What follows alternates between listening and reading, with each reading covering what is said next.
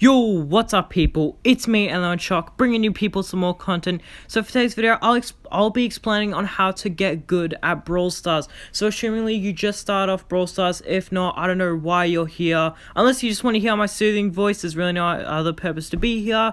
So yeah, let's jump into some matches and I'll be explaining on how to use them, and I'll use them in Showdown.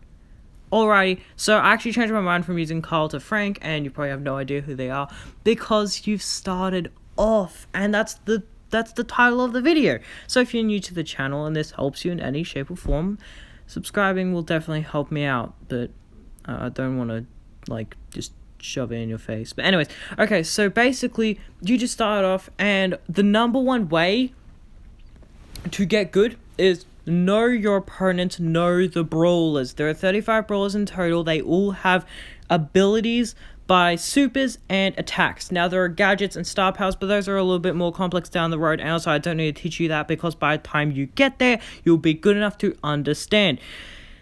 Okay, so basically each brawler has an attack, movement, and super. A super is you get it by hitting the opponents and charging, okay?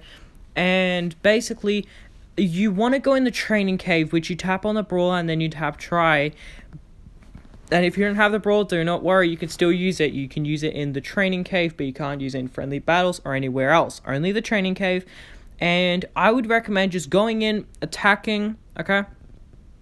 And by the way, just in case you're not aware, this is actually my mini. My main has 20k, if you're wondering that.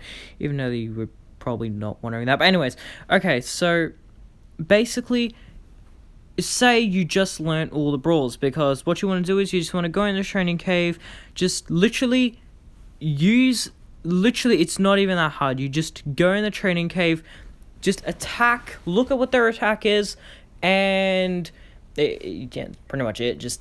You look at their super, look at their attack, and yeah, that's pretty much it. So once you've studied all for the brawls and you at least know what you're versing, for example, if you're a Piper and that's the chick in the dress, which she shoots one bullet thing and she jumps as her super, and the further away she is, the more damage she will do. So you don't want to go right in front of an El Primo, and if you're not aware who El Primo is, that's the tan/brown boxer.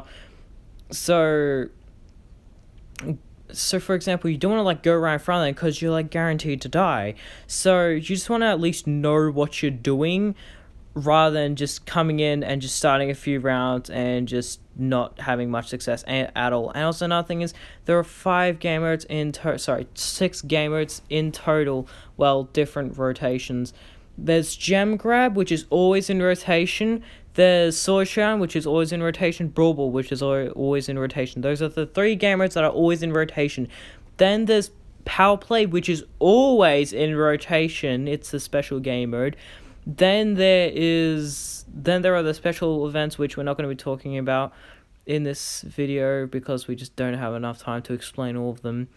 So then there's all the slots, okay? Then there's the final slot, and this slot has 3 game modes: Heist, Siege, and Bounty. I would recommend not playing those. Also, another thing is you don't want to do 3v3 if you're just going to be playing with random players, and random players are the quick match teammates where they're just random people around the world, okay? And you really don't want to play with them just because they're really not that good, and it's not sufficient and effective to play with them because they suck, okay? And if you're a random, you probably suck too. Nothing wrong with sucking at the game, but you can't really depend your trophies on these players. They're just really not that good at the game at all.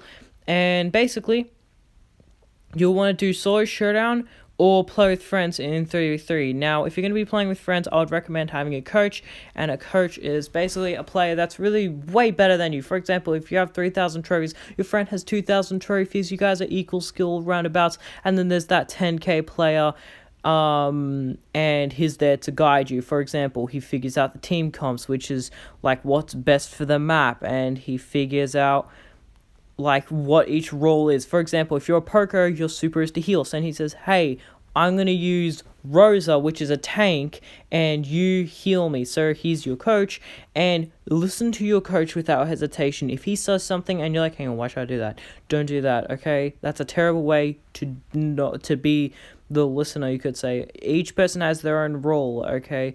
Whenever you do 3v3, it's a teamwork, okay? It's not just, oh, wait a minute, okay, hang on. My teammate, okay, all of you guys suck. I'm going to carry y'all. That's not really how it works. It's team play. Everybody plays, okay? Everybody has their own role. So a coach is that person that really guides you, and they know what's best for the game, okay? Because they're an experienced player. However, if they're a bad player, don't let them be your coach. And if they're an inaccurate coach, don't let them be your coach. For example, if you're a Crow and your coach says, hey, jump over the river in Dura Showdown, and you're dead, and all they need to do is jump over the river, you jump over the river without hesitation straight away, okay?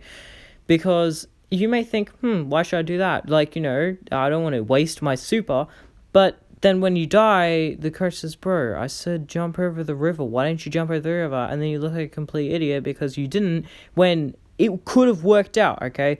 And most likely it would, because they know what's best. So if you don't have a coach, then I would recommend just do duos or solos, okay? Because a coach is really good, because there's always that player that, you look up to. Unless you're just playing with friends and you just want to have a good time. Unless you want to play competitive. If you want to play competitive, I would say do solo showdown and duo showdown, because those are the two game modes where you're going to find the most success. And if you can have a coach in duo showdown, that's completely fine. Like I said, if you're a Crow and your coach is dead and the coach says, hey, jump over the river. And by the way, when I say if the coach is dead, I'm not saying they suck. I'm saying they probably just died because, I don't know, they're stuffed up or something.